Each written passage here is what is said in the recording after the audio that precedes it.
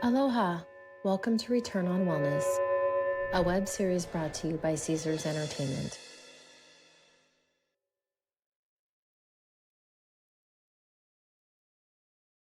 Hi, everyone, and welcome to this episode of Return on Wellness. My name is David T. Stevens. I am your host, and this episode is presented by Caesars Entertainment.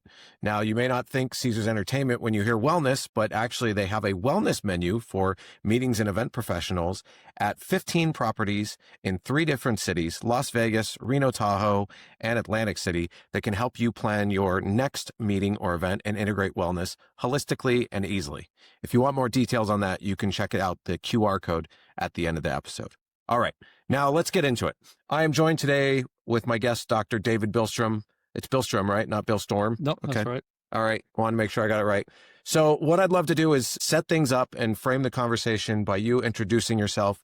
Tell people what kind of work you do. You're also an MD, so I'd love to talk about what your background, what kind of medicine your background is in. Absolutely. So I'm an author, an educator, an influencer, and a medical doctor, and I am changing the way that autoimmune disease is dealt with worldwide. Okay, that was very succinct. What was your MD in? What type of medicine did you study? Physical medicine and rehabilitation, where we deal with the folks that are typically very chronically ill or have an illness that's acute that's going to become chronically ill, and oftentimes are the people that other specialties can't really help. And then my subspecialty was spinal cord injury. So everybody that I saw was paralyzed from either the waist down or the neck down, basically. That's terribly unfortunate, but thank you for that work, because those people are in really tough positions. Much so. So I think what I wanted to do is, when did it first hit you that when we had our conversation, we talked about how meetings and events, you've been to plenty of conferences in your day to get your CMEs, that's continuing medical education, I believe, correct? Yes, I remember it. And conferences are run the same. When did it jump out to you that these medical meetings weren't built to make people thrive, but were, the Hippocratic Oath is, correct me if I'm wrong, it's do no harm, essentially, right? That's ideal. Do good on top of that would be even better, yes. But yet, events seem to they be built almost to harm people. Obviously, I'm being a little tongue-in-cheek here, but the way we schedule events, when did you start noticing, wait, this is wild. Why do we treat people like this? Well, whether I was speaking at an event or just there to learn, is by the time the whole thing was over, I was absolutely exhausted, didn't sleep well, learned so much, but felt just absolutely exhausted and worn out by the time I got done. Yeah, well, I think that feeling is very common. A lot of people share that with you. So from a medical point of view, what are conferences doing to the human body the way they're currently built? I think just about everything incorrectly. The timing of the lectures doesn't seem really fit the normal circadian rhythm. The lighting is so toxic, whether it's fluorescence or ones that are ideally there to save energy, toxic blue light. And then at night, when you're in your hotel room, ideally you're supposed to kind of wind down, just up toxic artificial light at night, and electromagnetic fields that are super toxic. They're just inherently built into the way that hotel rooms are built. Where are those things? I mean, obviously there's plenty of blue light coming off the TV. When I met with a sleep doctor, she said, well, the blue light from the TV, not great for you. And if you have blue blocking glasses, that's ideal. But because of the distance, it's not as bad for you as your phone, which people seem to hold much closer. What about EMF? Where's that coming from in a hotel room? Well, and I love the lectures I've been at, and this is where I learned this stuff, is ideally at the back of a TV has high levels of electromagnetic field production, much more than the front of the TV. So you're laying on your bed and you're watching the TV that they have set up in front of you, but the TV in the room next to you is right behind your head. And so basically you're right in this super high electromagnetic field from the room behind you. And the person next to you is behind your TV, and on and on and on and on, above and beyond sort of the electromagnetic fields built into the clock radio next to your bed, next to your head, your cell phone, all these other parts of the hotel room that just are not really conducive to sleeping. And I think that's why most people sleep really terribly on top of everything else that goes on. I think what you're saying is you should make sure you get a suite so that your hotel room is to your or, you know, distance. The farther you are from this electromagnetic field production, the better. So ideally, like put your feet up by the headboard and your head down by the foot of the bed. Huh. So you're kind of in the middle of the room is an easy sort of fix for that. Yeah. Or if you have a living room outside your bedroom, you're in better shape than. Absolutely. Okay. So that's where the sweets come into play, right? Stay in there. What about food? Do you see that as an issue with the way we traditionally feed people at events? Yeah, very much so. So with autoimmune disease, the gut disruption will lead to food sensitivities. So ideally with autoimmune disease, everybody needs to avoid wheat. There's 62 different proteins. Gluten's one of them that creates inflammation every time we eat it. And then ideally cow's milk, dairy as well. Butter is okay because the food proteins and butter actually being 99.99% fat is actually a great food for the gut. But you see a lot of this stuff, and inherently a lot of people don't have wheat sensitivities, but wheat as a protein irritates everybody's gut a little bit. Now, the human body is really good at dealing with inflammation. It happens all the time. We cut ourselves, we bump into something. It's just inflammation. We take care of it. But ideally at a conference, do you really want to eat something multiple times a day that's creating at least some inflammation in the gut every time you eat it, on top of maybe everything else that's making it a bit challenging for you to get the best experience. Well, and what we eat can also impact our attention span. Absolutely. That gut-brain connection. Yeah. Can you talk a little bit about how, depending on what you eat at what point in the day, it can impact attention span? Well, ideally, the brain's connected to everything, and the circadian rhythm is very important. So people might travel long distances to come to a conference. Now, ideally, they have a set circadian rhythm where they're eating consistently certain times of the day. Now, some people do intermittent fasting, so it might be different than somebody eats 3 meals a day. But when you start changing time zones, your 3 meals a day might not be the same exact time as you're used to. And when it comes to circadian rhythms, there's something called social jet lag. So people might say jet lag, I moved 2, 3, 4 time zones away or more. I can understand how that works. But social jet lag is actually, we're so sensitive to this that we may sleep later and stay up later on a weekend than a weekday. But they find even like 1 or 2 hours of that kind of shift is enough to have a profoundly negative impact on the intestinal microbiome because it has a 24-hour circadian clock. Every cell in our body has a circadian rhythm, including brain cells, including the master clock in the brain called the suprachiasmatic nucleus that oversees a 24-hour rhythm for everything, is going to get thrown off even with that 1 to 2 hours difference of how you're eating, how you're sleeping, how you're waking when you go away for these kind of conferences. You said suprachiasmatic nucleosis? Suprachiasmatic nucleus. Suprachiasmatic nucleus. Yeah.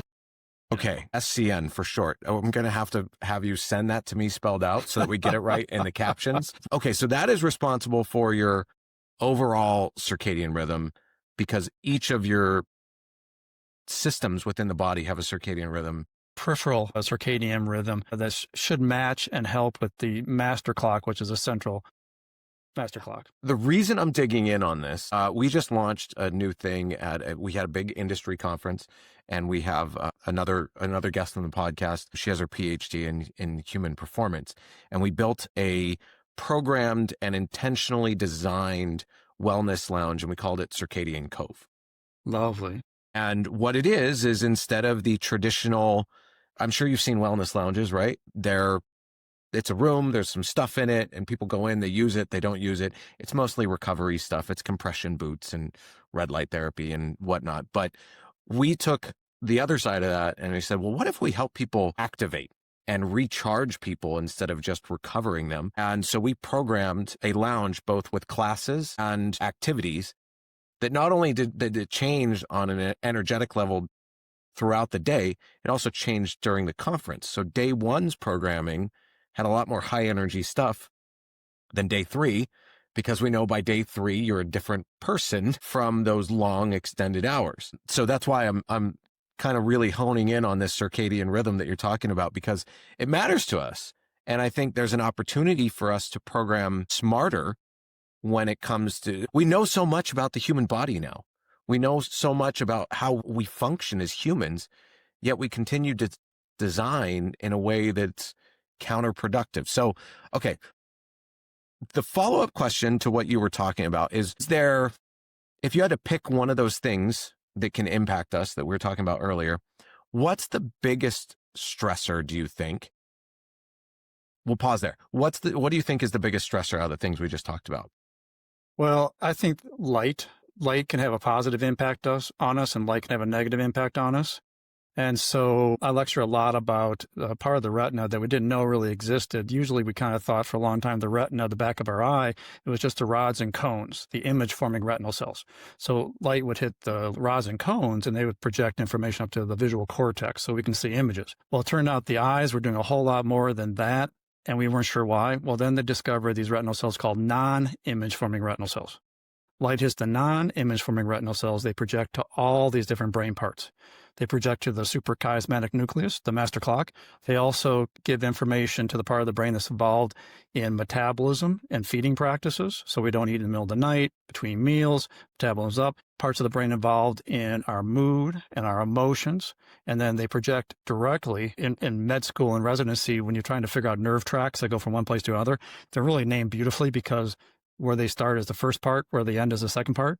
And so you always know where they start and go. So they have these retino-hypothalamic tract with all these little offshoots to these other brain parts. That goes to the thalamus? Hypothalamus. Hypothalamus, okay. With the brain, a lot of stuff that tells every other body part how to function well.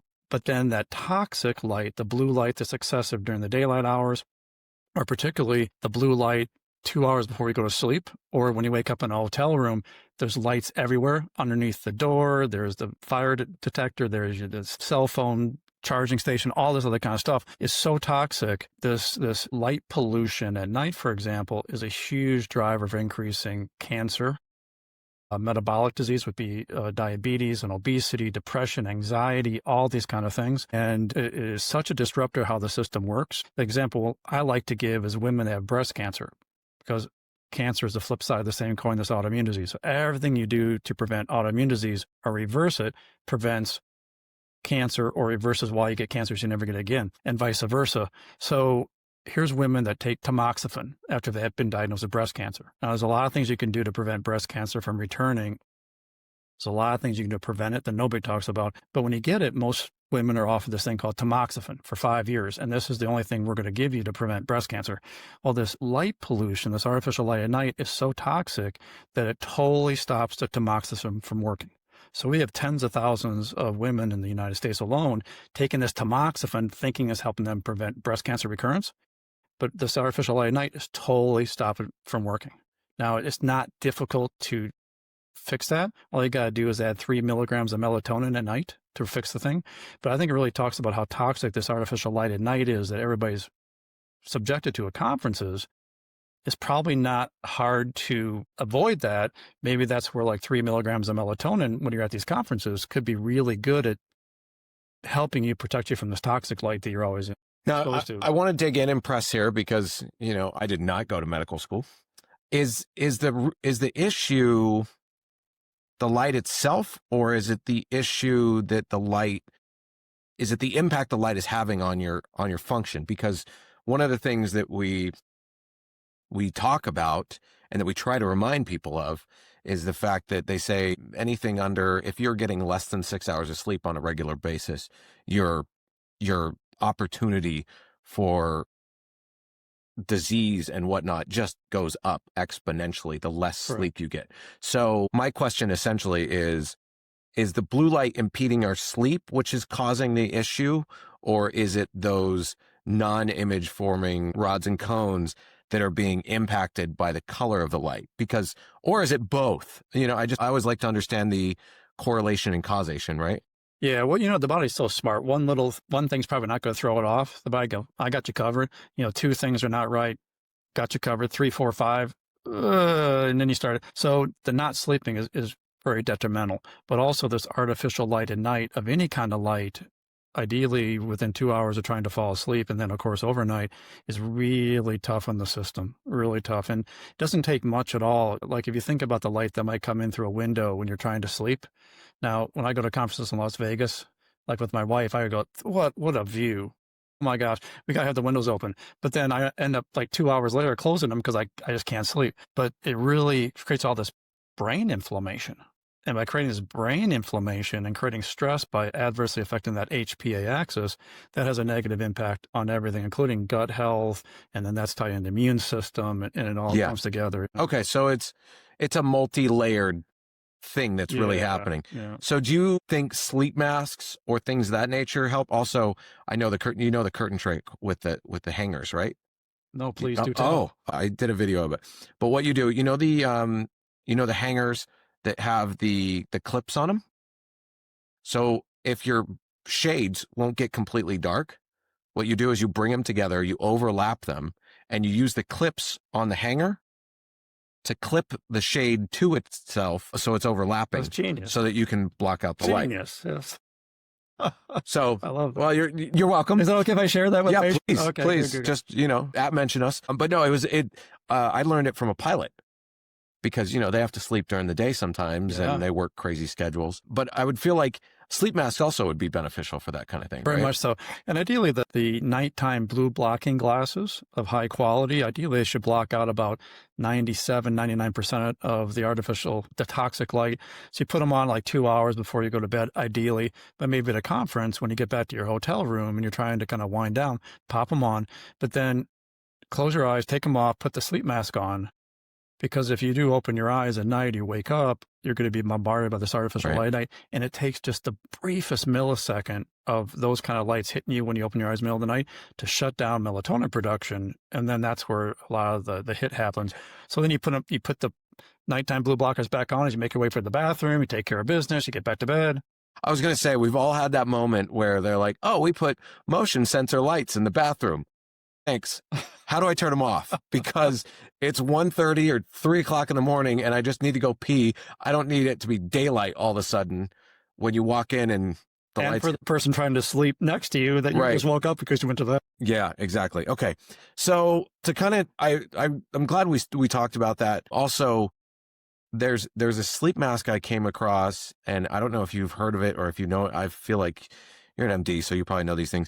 They sell the sleep mask and it's convexed so that your eyelashes don't hit it because, your eyes flutter when you sleep. But they had a piece of plastic in it that sits against your forehead on a pressure point. Have you heard of that? Like supposedly if like the third eye trying to like do that. Well, the idea is pressure? supposedly there's a pressure point here that helps you calm and fall asleep. But maybe that's too Chinese medicine for your background. I'm actually boarded in medical acupuncture, so I know Chinese medicine. Okay. All right. Cool. And so that's a very big one. It's called the third eye. And so it's a very important one. So their claims is it helps you fall asleep faster because it relaxes you when there's pressure right here. That's an interesting concept. I'm not sure like all that. Well, then that's fine. I'll send you the link to it. You can check it out, and then you can let me know if it's hocus pocus bogus or not. Okay. Next question to kind of get back to this is why do we act like treating people like this at events is normal? I think, things can be common but not normal. I kind of talk about that all the time to my patients. It's like, well, all my friends have this. I'm 32. I think I'm getting old. I'm like, well, no, it's common, but it's not normal. You shouldn't feel this way. But I think it's just the way that things have gone. And I've lectured around the world in Brazil and in New Zealand and all over the place. And it's just the same everywhere. Yeah, I don't know how we got into this position, but the good news is we've talked about what's broken. So now we're going to talk about how to fix it. And if you were to design around human biology and not habit, because obviously the way we've been doing meetings and events for probably a millennia now, because it's way more than a decade, everyone couldn't wait to get back to normal. Where would you start? What would be the first thing that you would change at a conference if you were designing for human biology? I think the ease of getting outdoors, because when it talks about these non-image-forming retinal cells and the therapeutic impact on us, all it takes is 2 minutes. So like I educate patients 2 or more minutes of early morning sunlight within the first 3 hours after sunrise, which is heavy in the infrared, near far infrared, and then 2 or more minutes multiple times a day because you got the UVA, B, C that has benefit. And then here comes the kind of the infrared later in the day. So the ease of getting outside for like 2 minutes at a time and having people know that you got to take off your sunglasses, your glasses, contacts kind of mess it up too. But just getting out, I know some of these conferences like in Las Vegas I've gone to, from where I'm sitting in a conference room, it's like 25-minute walk to get outside. And I got to be back in 5 minutes, Right. and now I got a 25-minute walk back. And so I think getting outside and then educating people about, how to avoid some of this toxic light at night would be a really good place to start. How often or how long could you get away with if you were to try to get everyone outside for 2 minutes every what? What would be those ideal parameters? Well, I think if you can do it like 3-4 times a day, even 2 to 3 times a day, huge difference. So let's say you have everyone arriving for the event, essentially, and it's okay if it's, do they need to be physically outside, or is natural light enough to see some of the benefits? Well, it takes 9 hours instead of 2 minutes if you're looking through a window. Wow. Yeah. So it really is getting outside. Ideally, you want your eyeballs, but this stuff really is good when it hits your skin too. But you can even have clothes on. So this great study came out. So what I used to say is get your eyeballs outside, but let the sun hit your stomach directly, because sunlight actually alters the intestinal microbiome. And you build good, get rid of bad, but the good bacteria that you're building are what they call butyrate producing good bacteria. So butyrate is a short chain fatty acid made by the good bacteria in our gut. Now, the good bacteria make melatonin, serotonin, the feel-good neurotransmitter, GABA, the calming neurotransmitter, but they make butyrate, the short-chain fatty acid. Well, the short-chain fatty acid butyrate works almost exclusively through epigenetics, and it's turning off bad genes and turning on good genes every cell in our body. It prevents and kills cancer cells 5 ways. It does all this incredible stuff. Sunlight hits it, the butyrate-producing good bacteria go up. It alters epigenetics of these good bacteria. 3 different genes become more upregulated, so they make more butyrate per butyrate-producing cell. And then the butyrate receptors on the lining of our intestine become more sensitive. So butyrate can attach to the receptors and do more work. And all it takes is 2 minutes. But the study that just came out a couple of months ago, what they said is, hey, this infrared stuff, these light frequencies that human eye can't see tend to penetrate deep into our tissues. So they used a near infrared, penetrates deep into the tissues. It goes through clothing. And I think that was a revelation for me, because it actually goes through clothing. Not quite as great without the clothing, but still 15 minutes near infrared. What they said is mitochondria make ATP more. These little energy packets that the cells use to function. Particularly important for everything in the body, but also the central nervous system.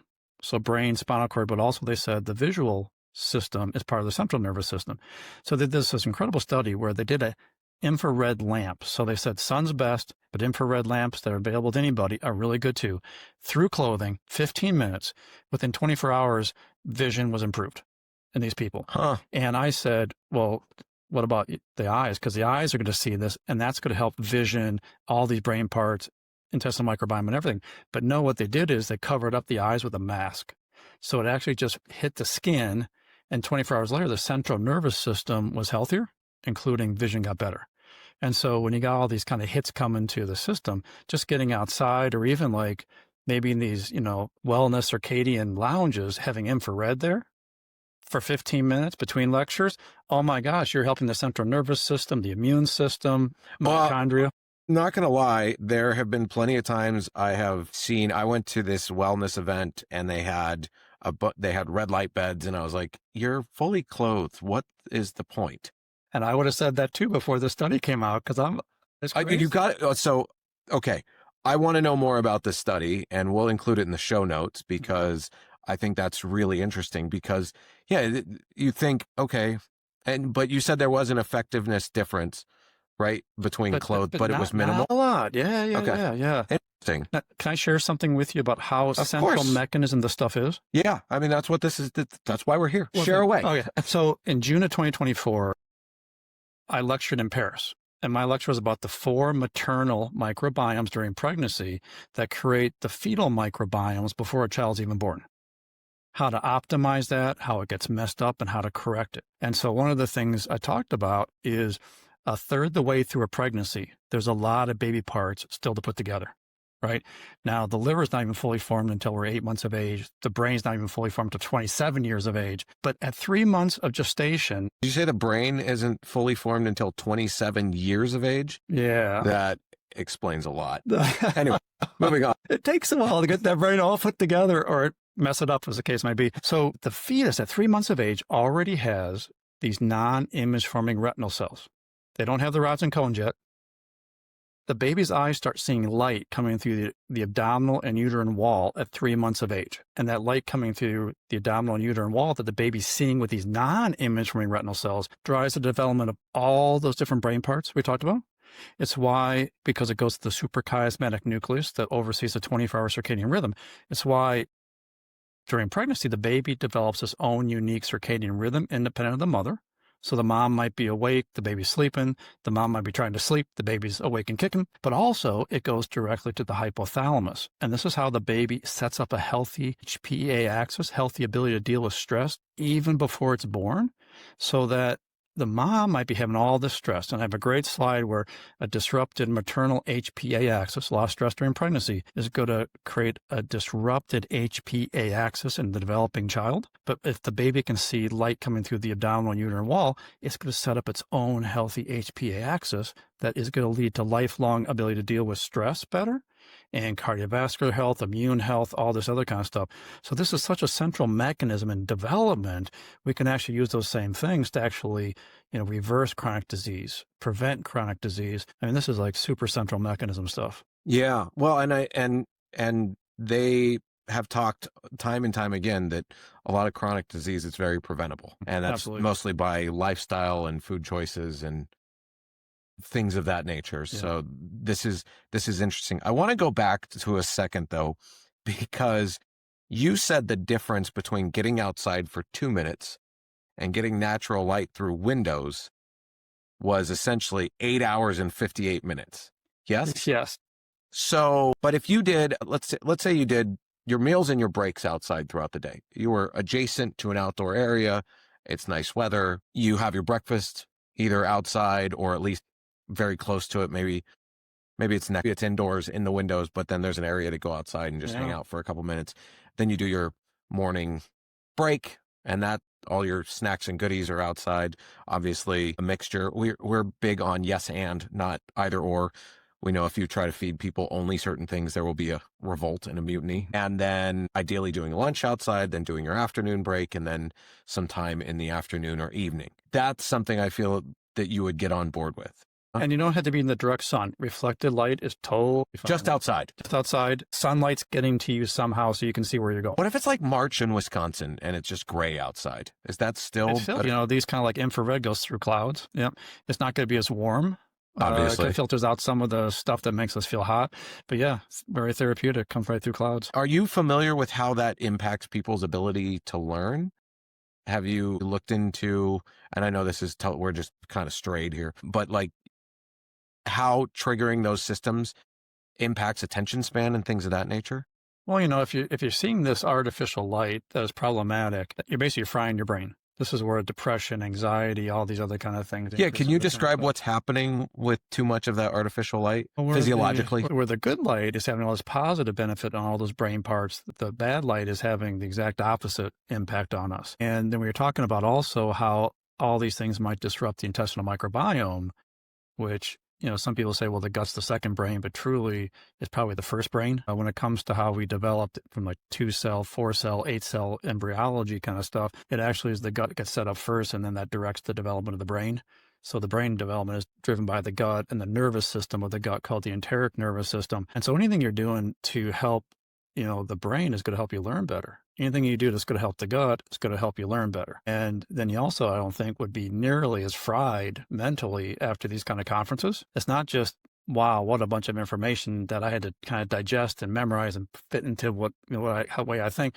It's like, no, your brain's fried for all these other reasons. I think you would be energized and you get back to your practice rather than being fatigued and, man, it's going to take me a couple of days to get over that conference. It'd be like, I am so fired up. I am energized for my practice because of what I learned, and then you learned in a way that didn't fry you. Yeah. I had a guest, I think 2 guests ago, what he said is when he goes to a conference, he likes to try to find some people and at the beginning of lunch, go for a walk, get outside with some other people and debrief on sessions. And he doesn't like to eat lunch until the end of the lunch break so that they get time, because he said, well, you can usually just take your food into the session and nobody really says anything. Correct. So he gets outside, and that was a big thing for him. He didn't get into the physiological benefits of it, but he did say how much he enjoyed it. So if it brings you joy, then Well, I think that says a lot. Is inherently, subconsciously, he knew that it was really good for him. He felt joy and he felt better with it, and he subconsciously could feel it. But then consciously, we can discuss why he probably felt that way. yeah, it makes it's all adding up and coming together. Yeah. So this is a perfectly timed follow-up conversation. Okay, I'm going to take an assumption here. I was going to ask you this question, but I feel like I know what your answer would be at this point. If there's one thing that you could tell planners to do right now, I feel like you would tell them to do everything they can to get people outside. That'd be a big start. Yep, good one. Now, I know, do you listen to Huberman at all? I try not to listen to many other docs. Okay, I like to learn on my own and not sort of have preconceived notions based on what I hear. Well, the reason I ask is he talked about in the morning, get outside, get sunlight as quickly as you can, especially as close to sunrise, because the angle of the sun has an impact in what gets triggered. Yeah, that's where you kind of hear the saying, "Never miss a sunrise." And so, have you heard that term? Have you heard that saying before? Never miss a sunrise. Yeah. Okay. I haven't heard him say that. Got it. For those of not everyone's listened to him, what is the benefit of never missing a sunrise? I mean, it just always makes me feel warm and fuzzy, and I enjoy it, and I feel like the day is full of opportunity, but I can't physiologically break down what's happened. We're doing that right now. Fair enough. It's the infrared and how important that infrared spectrum is. Yeah. And it's really heavy that first 3 hours after sunrise. Got it. Okay. And obviously that impacts mood and everything else. Yeah. Okay. So we talked about circadian rhythm. We talked about light. I think one of the things we haven't talked about is movement or connection. How do those shape how somebody feels and performs when they're at an event? Yeah. Your body's made to move. It's not made to sit there for 8 hours straight. And so I think being able to get up and move, even though it might take me 25 minutes to get outside for that 2 minutes of sunlight, that's 25 minutes of movement that I always feel better when I get back to my seat. Yeah. Do you find social connection is a challenge at events sometimes? I think I find it kind of easy. Everybody's so into learning and sharing and, hey, where are you from? And get a little bit background. I think that's part of the fun is that you may not get deep, but it's kind of nice to talk to folks. How many conferences do you attend versus speak at? Because I will say as a speaker, it's a lot easier to meet people than it is when you're just an attendee. I find it easy both ways. I think as a speaker, you have a long line of people asking you questions for a long time. And you do your best, you kind of share, but I always find that a little bit exhausting. I'm actually a super introvert. That was going to be my next question is if you were extrovert or introvert. Well, when I decided that somebody had to change the way autoimmune disease is dealt with worldwide, I just heard the story so much. 80% of people that get autoimmune disease are women. I heard this story hundreds and hundreds of times. But then I read this New York Times article about this famous journalist who was losing her life and her profession to lupus, one of the autoimmune diseases. And her story was one I'd heard hundreds of times. I didn't feel well. Over the last 3 to 5 years, I've been feeling worse and worse and worse. I've been like 5, 7 docs. Nobody knows what's going on.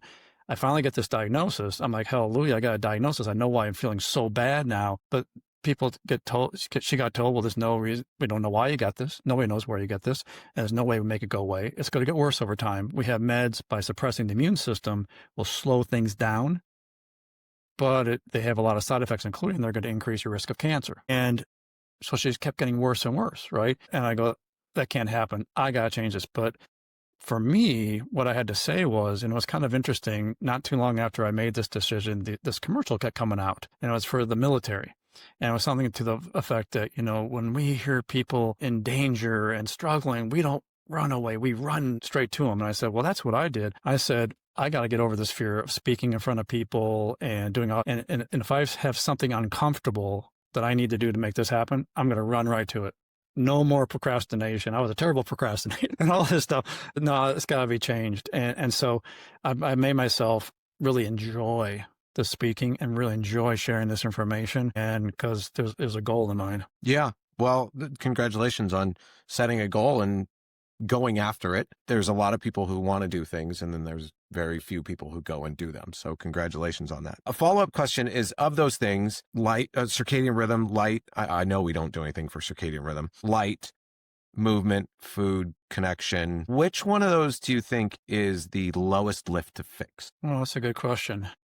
I'm not sure I got a great answer to that. I'm not sure I know exactly what is available to lift a lot of those things. I think you might know more than I do about a lot. Well, I figured I'd ask. I think to kind of work through that list, circadian rhythm, that one is, we've set out to fix that because the PhD we partnered with, she can watch a speaker and tell you what time of day to program that speaker. Oh, fascinating. She's incredible, but she can be like, oh, this person, very dynamic speaker, based on their message, you should place them at this time. And because, we go through our day, and one of her big things is try to avoid a keynote after lunch, which I don't know if you've ever been scheduled after lunch. I have not, but I know that is very sharp. Yes, absolutely. If you can get away with it, but your speaker has to be a pro, and they cannot be a 60, 90-minute keynote. It's got to be short. It's got to be punchy. It's got to be interactive because you're going through that postprandial dip in the afternoon. Yeah. So we have a fix for circadian rhythm. So I'm happy about that. Light, I think light is a challenge in your general sessions and your big rooms. Yeah. But I think there's great production companies out there who can know how to light the room accordingly and change that lighting throughout the day using color therapy and things of that nature. But once again, I think the challenge there is lacking of the intention. There's nobody, I don't know very many production teams who are saying or getting asked, hey, can you change the lighting throughout the day to match people's circadian rhythms or what they need so that, it goes to more softer lighting towards the end of the day. It's more orange and things of that nature. I wonder about possibly offering daytime blue blockers for folks.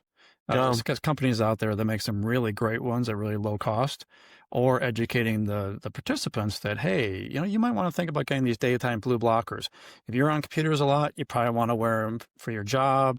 You're on your cell phone a lot, wear them again. But if you bring them here, that's going to help with avoiding sort of not just the eye strain. Because when you talk about like fluorescent lighting, it's really heavy in one of the blue spectrum of 480 nanometers. That's very toxic to the point where they go, hey, if you got seizure disorder, you've had traumatic brain injury, you got these kind of things, migraine headaches, this is going to be your tough thing. But also with the fluorescents, they have a flicker. And we can't see it, but it's a flicker that is also very tough. Well, it's like LEDs, right? Like when you film an LED screen or a light with a cell phone, you can a lot of times see that. Yeah. So I talk about, well, if you got those kind of brain stuff going on, this could be tough for you. But if you're sitting in a conference, do you want anything? Any brain's going to be adversely affected by that. It might not give you a seizure, but it's going to have an adverse effect on how your brain works and how everything works. And so possibly, saying, hey, we got these blue blockers for daytime use. Now, you might want to bring your nighttime ones when you get back up to your hotel room, and bring your sleep mask, and we're going to get you outside in the sun for at least 2 minutes, multiple times of the day. And I think that's going to go a long way, considering how central mechanism and, getting people outside wouldn't have to cost much, right? And getting a sleep mask, make sure you bring your sleep mask. That's not going to cost the conference anything. Yeah. Kind of a thing. One of the things that we've talked about is sending messaging that promotes sleep to people before coming to a conference. Because I don't know if you've ever been to a conference where the know before you go talks about, here's how to prep your room for sleep. And I've never been to one that has ever done that. Right. And it's an email. So you know what? That's going to be the answer. I like that. The lowest lift is including sleep hygiene and how to prepare for good sleep. Hangers with bottom. Gotta be. Yeah. Okay, now we're going to imagine a little bit. And what I want you to do is I would like you to paint a picture of what an ideal conference day for you would be, in the sense of any venue, any setup, the way the presentations are given, et cetera, et cetera. I'd love for you, based on what you know, both physiologically and as a practicing medical doctor, knowing what would benefit attendees, Just one day, what would it look like from beginning of the day, how early you're getting people up, till the time that you let them go to bed? And you can just go. You can say anything you want. It doesn't matter. Well, I would say let people sleep until they wake up. Now most people are on such a rhythm that they're not going to sleep till like 11 o'clock in the morning. You're probably going to wake up sort of like about the regular time you're going to wake up wherever you came from. But ideally, maybe starting a little later and letting people or a fair number of people kind of wake up when they wake up. Now you got your alarm. Well, yeah, because you have your first night syndrome, which is always going to be a little iffy. That would always be nice. And then I think, having... So start your day alarm free. That would be lovely. So let's call it 9 or 10 o'clock. Yeah. Maybe you start the conference. Yeah, even 8:30. I mean, a lot of conferences, first lecture is at 7:45. And, just having that 8:39 might make a humongo difference. Maybe get people there, have their cup of tea, their coffee. Maybe instead of giving breakfast, before you start, you got to get there even earlier. Maybe have a lecture and then have a break for lunch, for breakfast, and then bring people back possibly. Get one under your belt and kind of get excited and you're there. People that want to eat can always eat earlier if they want to by themselves, but maybe do the big one, maybe after 1 kind of a thing. I'm kind of a 10 o'clock in the morning kind of eater if you let me do it. And I kind of love that. No breakfast, and people just kind of show up 9-ish. Then they go into their first session or maybe 2, maybe they're shorter sessions. Maybe a snack if from people that really want to eat that early. That maybe slept later than they expected, right? They're hungry. Yeah, and then they come out and then they actually have breakfast after the first 1 or 2 sessions. Interesting. I love that. That's a really fun idea, especially because then everyone has something to talk about too. Already has something to talk about, yeah. Okay. Yeah, that'd be great. And breakfast would be outside. That would be lovely. It can be shaded. Doesn't have to be direct sun. Right. Outside. Yeah. And then have, I think lunch needs to be pushed back a little bit, more like 1, 2. Get more in the morning before you get that big lunch. Because you talk about the first lecture after the lunch break. But I think all the afternoon lectures have a little hard time because people are the excitement is kind of down a little bit. They're kind of thinking about the night and all that. So I kind of push lunch back a bit. And rather than have half the lectures after lunch and half before, is maybe do like 2/3, 3/5 before lunch, and then have a little shorter afternoon for folk. So what would you do with the afternoon? Would you have like breakout sessions or like table sessions where people have round tables and things of that nature? More interactive stuff, either dynamic speakers, maybe a little bit more interactive things. Yeah. Okay. Cool. And then, so what time would you do dinner? Well, there's such a social aspect that you kind of touched on. And so I'd say, if the lectures end at 5, 5:30, maybe 6, and then have kind of some social time before maybe like, hey, 7:38 dinner, push it back a little bit. And then, you have hour or 2, maybe longer before you might, go to sleep. Yeah. Maybe 3 hours after that. But a little nice social time, let people kind of slow, go up, see their spouse, their significant other, come back down, have a little something going on before you head out for dinner. Now, we all know there's no shortage of alcohol usually at conferences. Do you have any thoughts or opinions or feelings around how alcohol plays into all of this? I find it a fun part of conferences. I'm a martini guy, so I like a nice martini. Enough. I look forward to that. It does kind of mess up the intestinal microbiome. Alcohol does. And that is where things like, hey, probiotics. Hey, here's some probiotics from the sponsor. Take them just before you start having your cocktails. Or, hey, have a cocktail and then take this probiotic. Because anything that disrupts the intestinal microbiome, you wait just a little bit till it's out of your gut, and then you put probiotics back in, kind of like antibiotics, totally disrupts your intestinal microbiome. But after every dose of antibiotic, you take a probiotic. It minimizes the negative impact on the intestinal microbiome. And maybe give people, hey, this is a probiotic you take after you've had your cocktails before you're going out to dinner. Something like that. I like it. Okay. Yeah, when we talked with this sleep doctor, I asked her because alcohol also impedes the production of melatonin. What are your thoughts on alcohol in this whole grand scheme? There's a lot of change happening when it comes to the new generations are drinking less. Events are reevaluating how much or if they're serving, and conferences are known for having copious amounts of it usually. Any thoughts on how alcohol plays into this whole thing? So alcohol disrupts the intestinal microbiome. Antibiotics disrupt the intestinal microbiome. In clinic, I tell people 2 hours after you took an antibiotic, take a probiotic. It mitigates the negative impact on the intestinal microbiome. So potentially, if you have cocktails, well, here's your probiotic to have, an hour or two after you're done drinking to mitigate the negative impact on the intestinal microbiome. I'm big when it comes to supplementation to try to prevent health issues, reverse health issues. Yeah. Well, and we were talking earlier, you said you enjoy a good martini. Are you a gin or a vodka martini? Gin's my favorite, but I can't do it too often. So I do a fair amount of vodka. Okay, fair enough. I love a good, if I'm having a steak, I just go all in. Red meat, gin martini, blue cheese stuffed olives, just give me all the inflammatory. Lovely. But it is it's my favorite special treat meal. We should do that together. Yeah, absolutely. Now, with that, the sleep doctor we had on earlier, she goes, look, if you're going to have drinks, alcohol makes you tired, but it doesn't help your sleep. Correct. Because people think about, when I drink, I pass out. But it actually impedes melatonin production. Correct. I used to have a Whoop, and that was one of the reasons I quit drinking, was because my sleep was destroyed every time I drank. So, but she said, 2 to 3 hours, you should be okay. Feels like that's the magic window. You're supposed to eat you shouldn't eat within 2 to 3 hours of going to bed. You shouldn't drink. Like, that seems the blue light, that's the sweet spot, it seems like. Well, I like to think that I'm a problem solver. My response to that, I agree totally, is I'm going to take some melatonin before I go to sleep then.